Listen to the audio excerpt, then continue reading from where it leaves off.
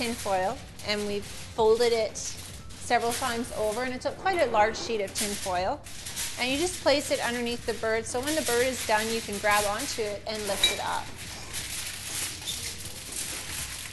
And when you fold it over, the key to is making it strong is obviously to fold it a few times, because you don't want it to be too weak and rip when you're lifting out your evening dinner. So we fold it over nicely, makes the tin foil very strong, and then you just slide it underneath the bird on a couple ends. There you go. And then you're ready to go. Sounds good. Okay. So because we're stuffing turkey and the turkey is raw, this is one of the key reasons why after we have the extra stuffing and we put it in a casserole dish, we're going to make sure we store it in the fridge until it's ready to go in the oven. You don't want to leave it on the counter or on top of the stove, because all of the raw turkey and the bacteria is just going to accumulate inside of your stuffing dish. Yep. Okay. So I'm going to stuff the turkey. Perfect. And I just use my hands when I'm stuffing the turkey so I can get right in there. Now what we've done with the turkey is we've thoroughly washed it. Yeah. We've patted it dry so that when we put on our lemon herb rub in a few minutes, that we'll get a nice adherence on the outside of the turkey. And please make sure that whenever you're working with raw poultry or any raw meat, even the sausage from the dressing, if you're using a cutting board or you're using your hands, please wash your hands, especially when you're done working with those, because you don't want to cross-contaminate anything. Always use a separate cutting board for your meat and your vegetables. Yeah. But a trick for me is I always cut my vegetables first and make sure that I've got them all ready to go as much as possible, and then I don't have to worry as much. Then I don't have to worry as much, but we still definitely want to use multiple cutting boards if you can. And don't be shy on packing it in there, because it's going to absorb all those beautiful juices from that turkey as it cooks. I think we're pretty full. There we go. Now we're talking. I saw the turkey breast just give it a little plump. Just give it a little bit, eh? Yeah. Okay. So we're just going to put a cap of bread on the end just to help it hold everything in. So you have a cap of bread there that we can use, the heel or the crust? Yeah, I do right here. Let me just open that up for you.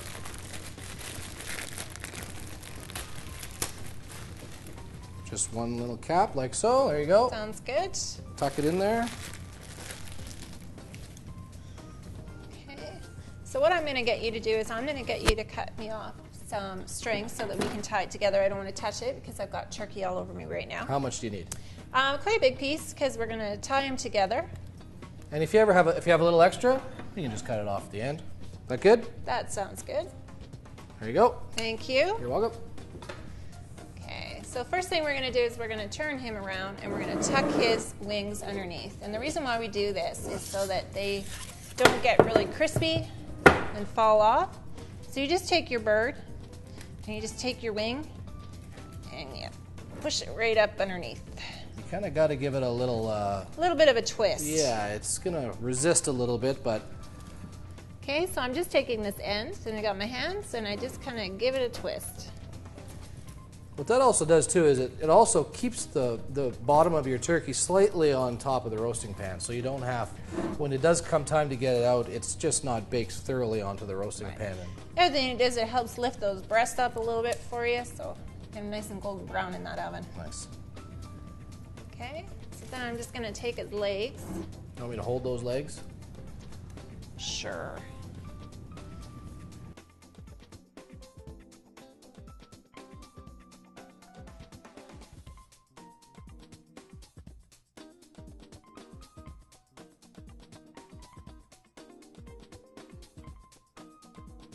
And we just do that so we keep all that stuffing inside. Now you can stuff the back as well, but this bird had a really big neck, so there's not a lot of room back there.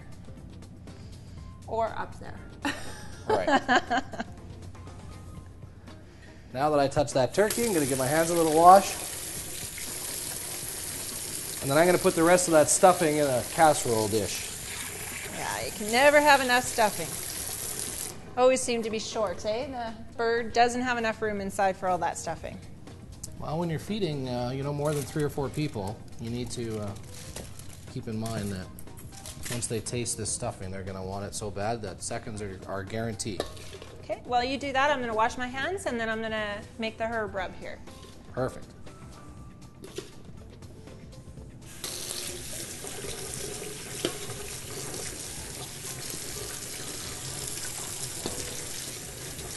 One thing that's when you're doing this, always pull from the bottom of your pan, because all the little sausage bits they tend to fall through the cracks and end up on the bottom. So you want to make sure you get everything stuffed in there.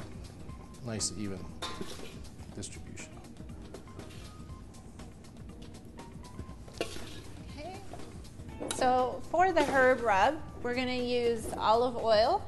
And we're going to use rosemary, and I have 2 cups of olive oil here, or 1 cup of olive oil, sorry. Bird's a little bit smaller, so we're going to use 1 cup today. And I have 1 sprig of rosemary. So we're just going to take it off and throw it in the olive oil. And you don't want to use the main branch in the middle of the stem.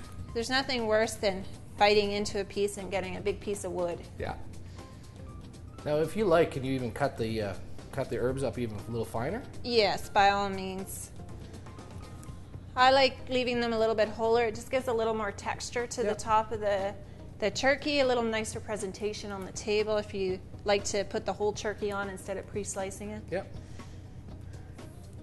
So while you're mixing that, let's talk a little bit about the turkey. Once we get the herb rub done and we get it ready to go in the oven, how do we start the oven off? Should we be preheating our oven? We should preheat it. Right now I have it at 400, and we're going to put the turkey in at 400 for about 20 minutes. And then what that does is it just helps to create a little bit of a nice crispy skin on the top and give it a good start. And nothing help on the top stuffing. of the turkey. We're not going to put any tin foil on for that first 20 minutes. And then after that time, what we're going to do is we're going to turn around and we're going to turn the oven down to 350. And at that time, we're going to cover the turkey because it's going to be in there for a while and we don't want the skin to get black. And then during that time, when it's in the oven, about every 20 to 30 minutes, you want to baste the turkey. Mm-hmm. So if there's lots of drippings in the bottom of the pan, you're going to use your baster and you're going to use the drippings out of the bottom. If you got all the moisture out before you put the stuffing in and it doesn't have a lot of juices coming out of it, just add a little bit of water into the pan and use that for your basting, and eventually it'll pick up all the flavors of the turkey. Okay, so what we've done, we've put 2 sprigs of thyme in there as well, and we've made sure that we take it off the stem because we don't want that stem in there. Okay, and we have the 1 stem of rosemary. Okay. And then what we're going to use is we're going to use 1 teaspoon of sage, and we're going to use dried sage this time.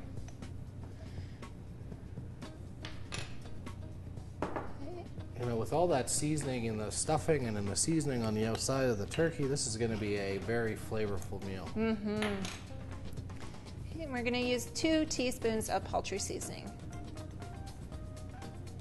And again, whatever flavors you prefer for a rub, by all means use that. You do want to use a butter or an oil just to help give it a little bit. Yep.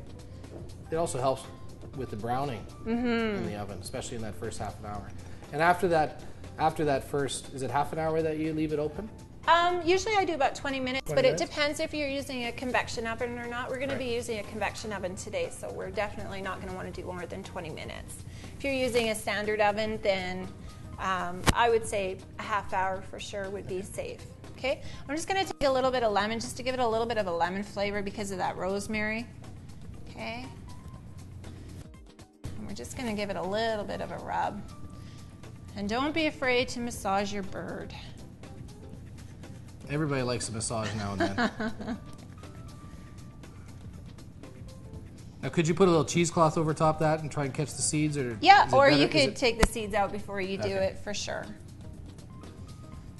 As long as you're paying attention, you should be able to get most of them. Yeah. Okay, and don't forget his wings. Okay. So I like to use my hands for this. You can use a brush if you prefer. Okay, because I like to give it a little bit of a rub. We're just going to add this in, and it's just going to give it a really nice color. Mm-hmm.